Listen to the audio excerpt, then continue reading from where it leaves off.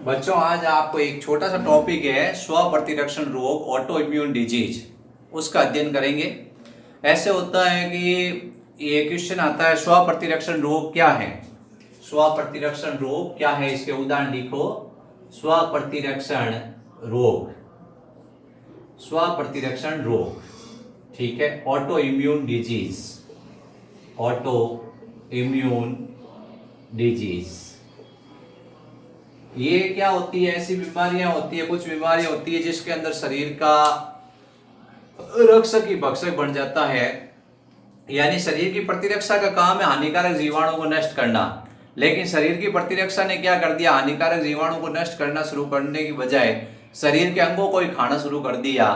तो अपन कहते हैं जब रक्षक ही भक्षक बन जाए, यानी जो प्रतिरक्षा होती है वो प्रतिरक्षा क्या करती है? विजातीय अणुओं को पहचान नहीं कर पाती है। विजातीय अणु होते हैं उनकी पहचान नहीं कर पाती हैं।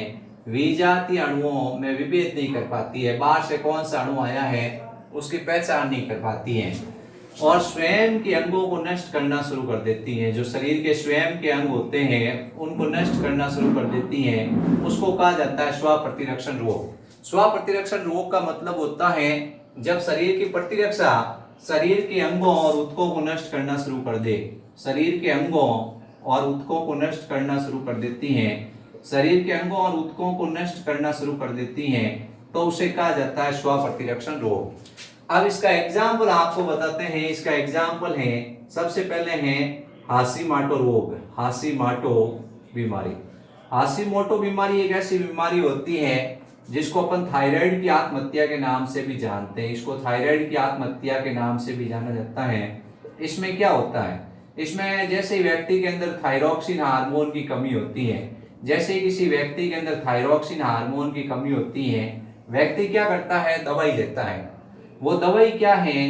प्रतिजन है। क्या है? प्रतिजन है। उसके खिलाफ शरीर में क्या बनती है? प्रतिरक्षा। वो प्रतिरक्षा क्या करती है? इस प्रतिजन को नष्ट करती है, साथ ही वो थायराइड ग्रंथि को भी नष्ट कर देती है। साथ ही उसके द्वारा थायराइड ग्रंथि है उसको भी नष्ट कर दिया जाता है। तो ये थायराइड की आत्महत्या बीमारी हो गई। एक स्व प्रतिरक्षण रोग है, यानी कि इसके कई कारण माने जाते हैं। अनुवांशिक कारण हो सकते हैं इसके, या अपन कह सकते हैं वातावरणीय कारण हो सकते हैं, या इसके अन्य कारण भी हो सकते हैं। ठीक है, तो इसका कोई कारण अभी तक तो ज्ञात नहीं है कि भाई ये आखिर बीमारी क्यों होती है स्व प्रतिरक्षण। ये बीमारी काफी लंबी अवधि तक चलती है। इसकी विशेषता होती है लंबी अवधि तक चलती है और ये गंभीर होती है। ये गंभीर होती है, लंबी अवधि तक चलती है और काफी गंभीर बीमारी है स्व प्रतिरक्षण रोग। इस स्व प्रतिरक्षण रोग की विशेषता है कि प्रतिरक्षा शरीर की सुरक्षा के लिए बनी है, लेकिन प्रतिरक्षा ने क्या किया? प्रतिरक्षा अपने और पराये में अंतर नहीं कर पाई, कौन अपना है कौन पराया है, विजातीय अणुओं को पहचान नहीं पाई। उसने शरीर के अंगों को नष्ट करना शुरू कर दिया। उसने शरीर के किसी अंग को टारगेट कर लिया और अंग को टारगेट करके उसने नष्ट कर दिया उस अंग को। तो अपन कहते हैं this is a auto immune disease. Auto immune disease में क्या किया जाता है? जो शरीर की प्रतिरक्षा होती है वही शरीर के स्वयं के अंगों को नष्ट कर देती है। अब एक बीमारी है जिसका भी एग्जाम्पल पूछा जाता है, rheumatoid, rheumatoid arthritis. Rheumatoid arthritis एक ऐसी बीमारी होती है जिसके अंदर क्या होता है? स्वयं की प्रतिरक्षा, स्वयं की प्रतिरक्षा क्या करती है? स्वयं के अंग है उनको नष्ट करती है। इसमें कोलेजन तंतुओं को नष्ट किया जाता है। इसमें स्वयं की प्रतिरक्षा कोलेजन तंतुओं को नष्ट कर देती है और ये बीमारी हो जाती है जिसको सामान्य भाषा में संधिशोथ के नाम से जानते हैं। इसको सामान्य भाषा में कहते हैं संधिशोथ। तो संधिशोथ बीमारी ऐसी होती है जिसमें क्या होता है? शरीर की प्रतिरक्षा शरीर के अंगों को नष्ट करती है, तो इसको कहा जाता है स्व प्रतिरक्षण रोग। अब सवाल पूछा आपसे कुछ भी, एक नंबर का सवाल आ गया कि स्व प्रतिरक्षण रोग के उदाहरण लिखो। रूमेटॉइड आर्थराइटिस एक ऐसी बीमारी है जो स्व प्रतिरक्षण रोग है। हाशीमोटो एक ऐसी बीमारी है जो स्व प्रतिरक्षण रोग है।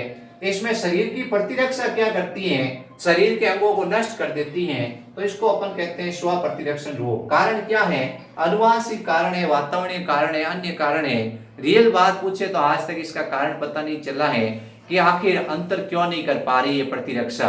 आपको कहा भाई इसकी सुरक्षा करनी है, आपने क्या किया? उसकी सुरक्षा करने के साथ ही ऐसे वो आपने एक कहानी सुनी होगी कि ये क्या होता है, एक राजा एक मूर्ख को अपना नौकर रख लेता है।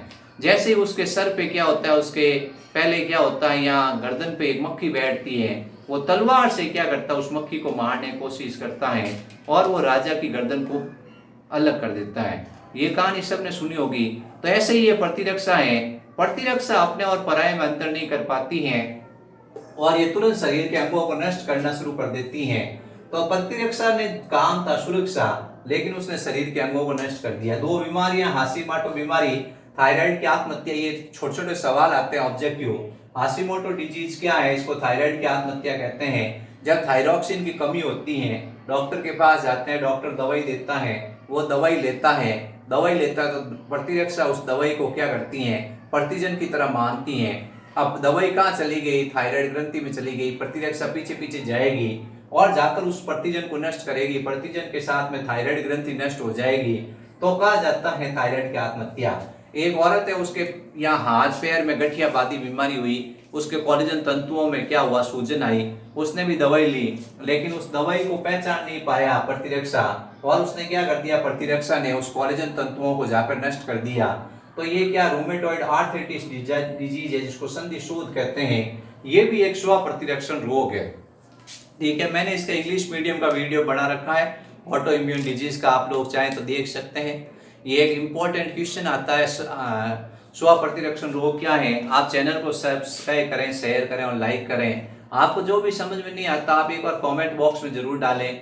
आपको कौन सा वीडियो चाहिए, आप मुझे बोलोगे तब पता चलेगा कि आपने सामने सर ये वीडियो देखा है और हमें ये वीडियो चाहिए। आपकी रिक्वायरमेंट पूरी होगी, आप मुझे व्हाट्सएप पे मैसेज भी कर सकते हैं, सर मुझे ये वीडियो चाहिए, इस चीज़ के नोट्स चाहिए। मैं आपको नोट्स भी दूंगा, मैं आपको वीडियो भी बनाकर दूंगा। आप लोग बोलो तो सही कि आपको ये ज़रूरत है। आप अपनी बायोलॉजी स्ट्रांग करो और मेरी तरफ से जो भी मदद होगी मैं ज़रूर करूँगा।